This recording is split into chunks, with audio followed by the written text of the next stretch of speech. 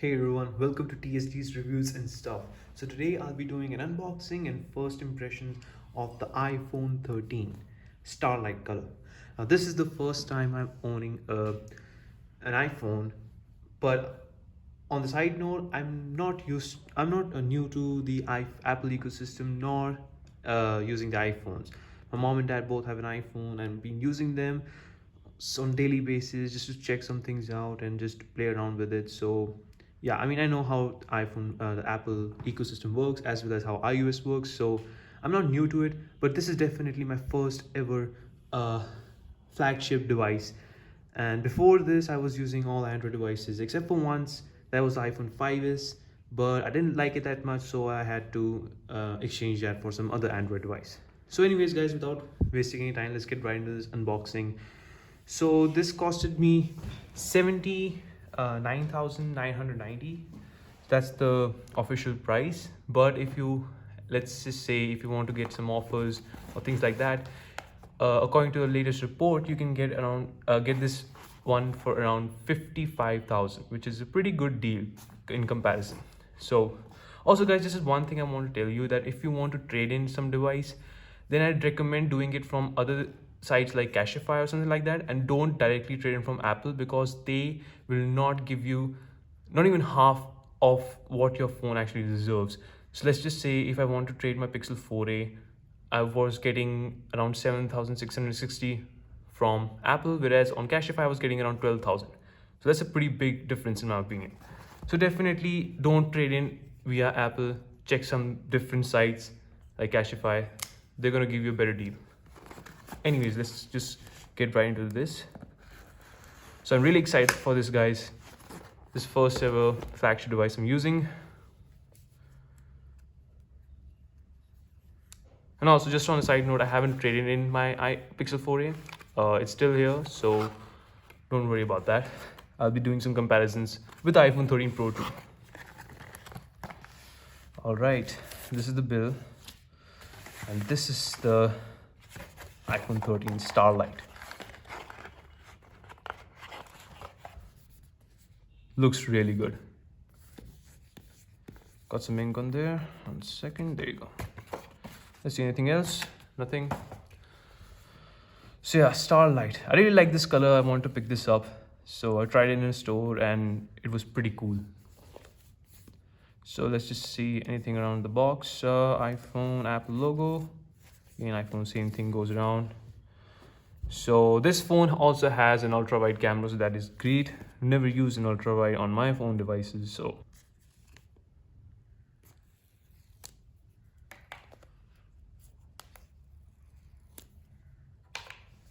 beautiful, satisfying. There it is. Wow, beautiful.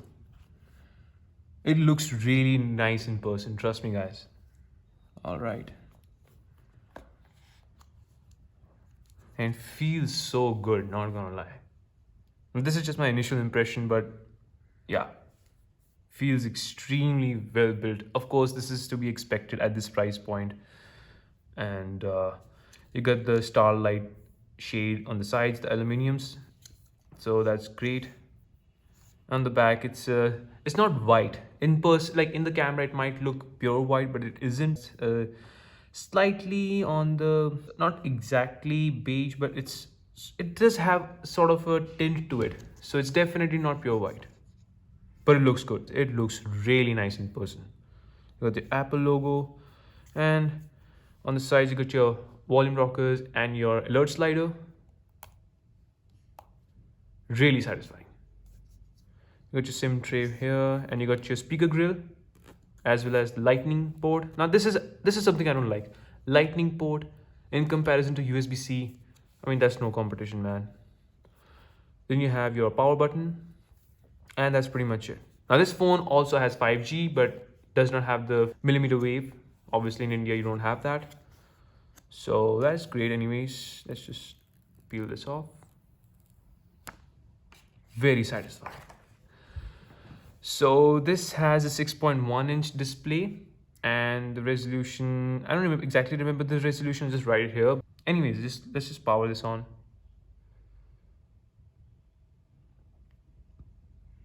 All right, let's keep this to the side. And you have your USB Lightning to USB-C. So it is what it is. I mean, not a fan of Lightning. And inside you have your SIM injection tool with some documentation as well as a white Apple sticker. So what's missing? You know it. No charger. Am I a fan of that? Absolutely not. All right, I just can't believe we're actually moving towards that phase where everything slowly is being removed from your box. All right, your earphones are out, your chargers are out. All right, what's next? The charging cable now? I don't know, man. I mean, I hate this trend which was started by Apple. If you really wanted to save the environment, you could have just instead, not given all this and just given us a QR code and just simply scan it and it shows how to, use the phone. If anyone wanted at this day and age, I don't know who really wanted this, but I mean, it is what it is, man. But I'm really disappointed that there's no charger. Anyways, let's see. Wow, this is a gorgeous display. Let's choose English and India. Where is it? Yeah, there you go.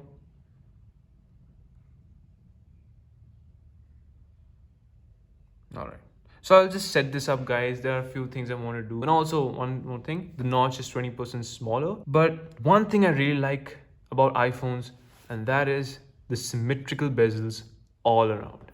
That is something you won't find on Android devices except for the Pixel 5. That's the only Android device I've seen with symmetrical bezels.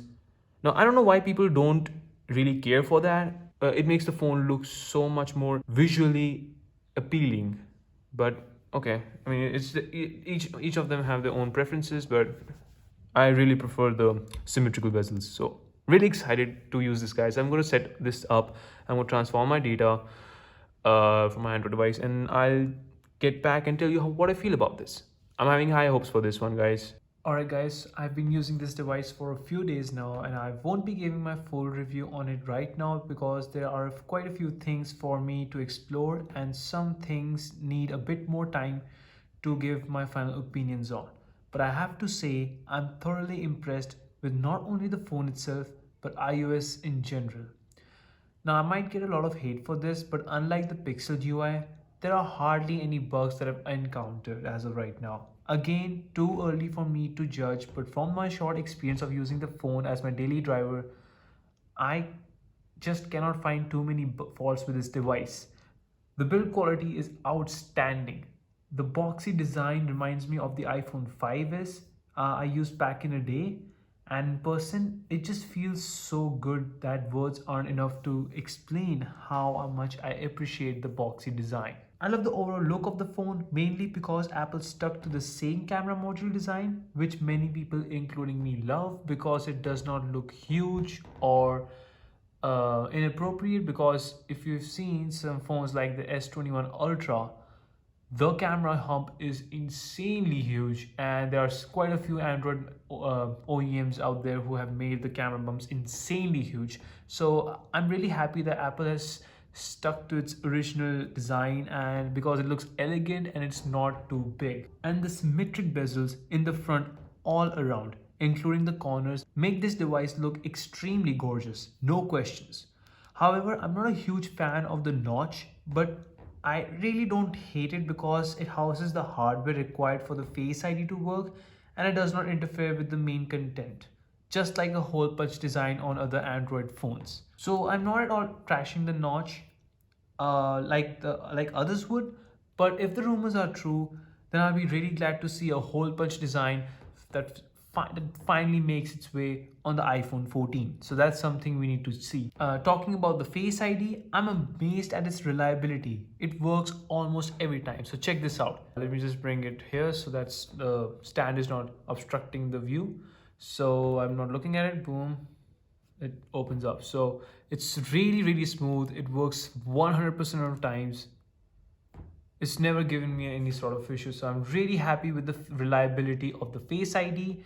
And unlike other phones which use a 2D face scanner, this uses the 3D face scanner, and this is where the hardware that Apple has implemented comes into play, which makes it more secure, and it also becomes better over time as it learns your face.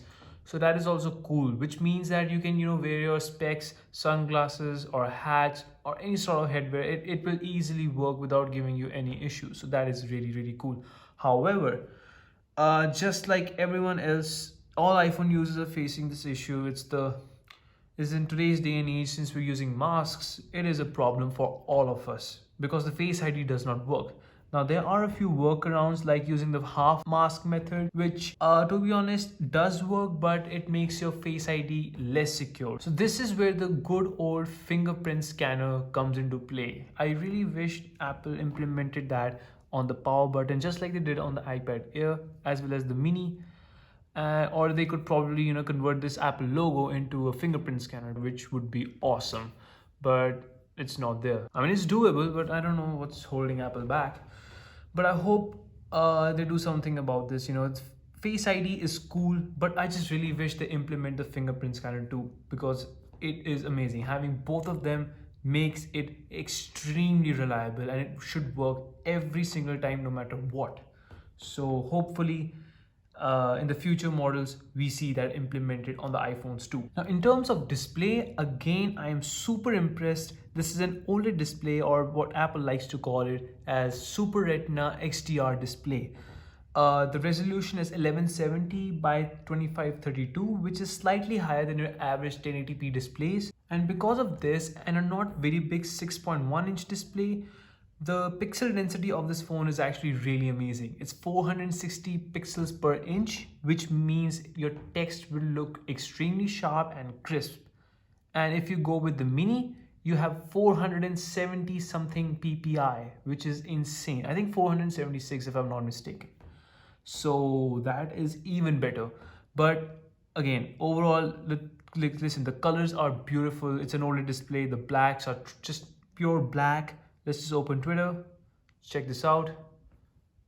You won't even notice the bezels because it's all black.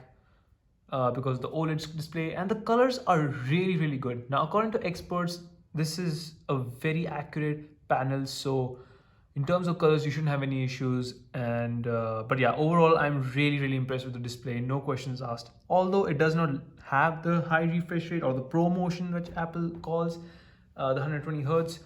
It's smooth enough because this is where iOS comes into play. It's the animations, the smoothness, and the consistency. Let's check out Instagram. Boom, Clash of Clans, Twitter. Look at the animations. It's just so smooth. So yeah, overall in terms of display, I'm really impressed. No issues at all. This phone also has stereo speakers, obviously, just main speakers here and your secondary speakers right on the top, which has been moved now, and it's actually really, really good. The volume level is high, well calibrated, and it has a lot of bass. Initially, I thought it lacked a bit of bass, but when I compared it to my mom's iPhone 11, I noticed a tremendous difference in terms of the overall clarity, the loudness, as well as the bass. So yeah, in terms of overall stereo speakers in almost every single way, the iPhone 13 beats out your iPhone 11. I'm not sure about the iPhone 12, but it should be better considering they have improved the top earpiece.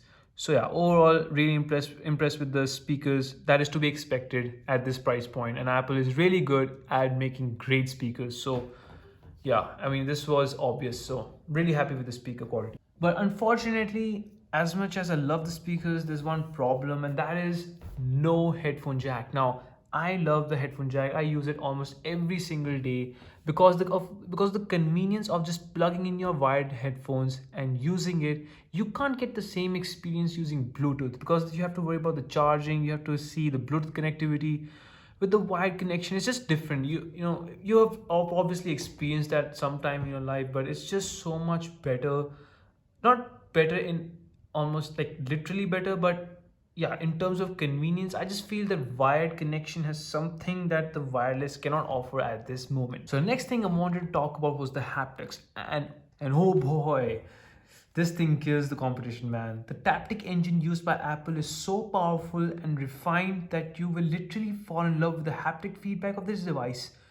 The clicks and the presses are super satisfying with deep, super tactile and precise vibrations. So let's just open up, let's just say message. Unfortunately, you don't have the haptic feedback on your standard Apple keyboard for some reason. But if you use the Gboard, it's just so satisfying. Literally, you cannot get anything better than this, like at all. Literally, Apple is, the iPhones are still at the top when it comes to the haptic engine and the vibrations and all that stuff. Literally, nothing beats it. Not even the Pixel. It just feels so much more better and premium. You need to try it out for yourselves. Trust me, guys. If you haven't tried an iPhone, you need to give this a try. The haptics are just insane. Now let's talk about the charging. And this phone has the battery capacity of 3227 milliamp hour, which may not seem a lot, but considering Apple's optimization and its A15 Bionic chip, it just manages the battery life really well, and it's really power efficient. So I can easily get through a day, and it should get better over time. Right now I'm getting around 8.5 hours of screen on time. Now this is a little weird because I don't feel this is really accurate. So if you check for today, we have 9 hours and 24 minutes of screen on time, and we have 1 hour and 22 minutes of screen off time. Now I feel that that is slightly like not so accurate because I did have to charge it in between, but that is because of my charging patterns. I don't charge it above 80% and I don't let it go down below 20%. That's for preserving the battery life, and also my battery health is at 100%, which is to be expected because this is a new device. So no issues there. But yeah, I mean, overall the battery life is pretty solid. I never had to worry about the battery life, and also the standby mode is great. Like you don't lose a lot of battery life overnight if the phone is on, and it just works well. So I don't have any issues. It's pretty reliable in terms of that. So now let's talk about the camera, which is really important. Now, the camera quality is also really good, considering this is an iPhone and it's a flagship device and it's the 13 series. The camera quality is obviously supposed to be really good. I'll leave some samples here, you can see for yourself.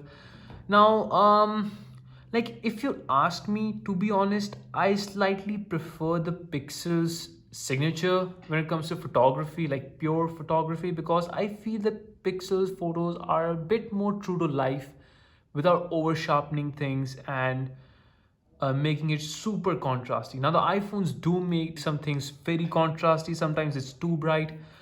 I mean, still, the iPhone takes really good night modes. Definitely, night photos are insane out of the iPhone 13. And the ultra wide is also really great. I guess this is one of the best ultra wide cameras you can get on any smartphone because of all the tech that's inside. So I haven't taken a lot of photos, so I can't, it's still slightly early for me to judge the pure camera performance, but the video quality is really good, as to be expected. iPhones are always at the top when it comes to videos. It definitely does better than my mom's S21, and it obviously does better than the Pixel 4a. Now I don't have a Pixel 6, it's not available, and I can't really say or comment on that, but I mean, I'm really impressed with both the videos as well as the photos. Really good quality, and you can't go wrong with this at all. Now it does not have the macro mode which is present on the Pro models because of the specific hardware that is used in the ultra wide camera. So that's not present on the regular 13 and 13 mini. That's only for the Pro and Pro Max. And guys, now finally let's talk about the operating system itself, iOS. In general, the iOS 15. Now I have seen a lot of people complaining about iOS 15 with a lot of bugs and problems. There was one bug which was slightly irritating, but I never interacted with that specific setting, so it didn't really matter to me. But this is something I need to tell you, and that is switching your home pages. Now in this case, you are not able to do that because of a bug. Now this is fixed by restarting the device, rebooting it, and just shutting down. It then works, but I don't know why this bug is present here. Like as you can see, it just worked. So you can just swap out your home pages and stuff. Now again, the bug is there. So this is the only bug I've found till date. It doesn't really bother me because it's not something I use, but it will bother few people. Now I've tried it on both iPhone 11 as well as the iPhone 13 Pro. They both don't have this bug. Even on the iPad mini, it's not there. Now, I don't know if it's specific to the 13 and 13 mini or just the 13 or maybe a few selected models. I don't know, but hey, Apple, you gotta fix this, man. I mean, iOS is all about consistency and it just works thing. You know, the it just works factor. That's basically working out really well for me, especially on iOS. I just came from the Android 12 and I was just tired of the bugs and everything that just ruined the experience of such a good and capable phone. That's the Pixel 4a. Like, it was just disappointing to see because there were just so many bugs out there. Now, it's not for everyone. Few people may not experience it, few people are experiencing it, but to be honest, it was just unbearable for me and I had to change the device. But yeah, iOS in general is just amazing. Everything is super smooth, super consistent, apps work better. So as you can see, there is no black bar which you see on Androids. So it's because it's just made, I don't know exactly the technical reason behind it, but whatever it is, everything is super consistent. Instagram works really well. The camera, you don't need to use the native camera app for Instagram photos. You can take it directly from Instagram because the quality remains exactly the same, because these apps are specifically made for iOS and iPadOS and macOS. You don't get the same experience on Android for some reason. It's just something I wish it changes over time, because this is something I really want to see with the future Android versions. But yeah, this is one thing that Apple has always been good at, and that is the consistency and just the smoothness, the overall smoothness, the way all these things work, the apps and overall UI, like from widgets to, I don't know, everything is just so much better on this phone. Now, there are a few things which lack on iOS, definitely, which I'm not a fan of, and that is number one, the notifications. Still, I feel Android is years ahead of iOS in terms of notifications. Like, on even though they've improved it, it's still sort of a mess when it comes to notifications. I'm not a big fan of that, but widgets are something I'm really happy with. So it's just like, look at the animations, everything is so smooth, and the widgets themselves look really, really well made, and it's just so consistent, which is lacking on Android. Hell, just take a look at this. Google made a specific search widget for iOS, and that's not present on Android for some reason. Now, people can argue that it's on, you can download KWGT Pro and it just looks better and all that stuff. Listen, it does not, first of all, it does not work well. All right, it's not even as smooth as the standard, those this basic widgets that come with Android 12. It's not even close. And second of all, why do you have to go into that all that trouble just to get widgets which are already available, like on an iPhone? So yeah, this is something I really like about Apple. Although they introduce things later, but they always do it the right way. Like almost all the time, they do it the right way, and that is something I want to see it from different companies, different OEMs. Like, if you want to do it, then do it the right way. And I don't care who does it first, who does it last. I care about who does it better. And definitely there are a lot of things that iOS did better than Android. Now, this is just my opinion. You may agree or disagree. You can let me know down your thoughts in the comment section. I'll be glad to hear from you. But this is just my opinion. So you don't have to agree with this. But hey, I'm just speaking from my own experience, because I've used Android for so many years and I'm finally back on iOS. So guys, that's pretty much it with this like unboxing and first impressions of the iPhone 13 Starlight color. So let's just show the back. So overall, I'm really impressed with this. Also, I've ordered a case from Rhino Shield that'll be coming in a few days, and once I do, I'll do a review on that too. I'm really excited to use that.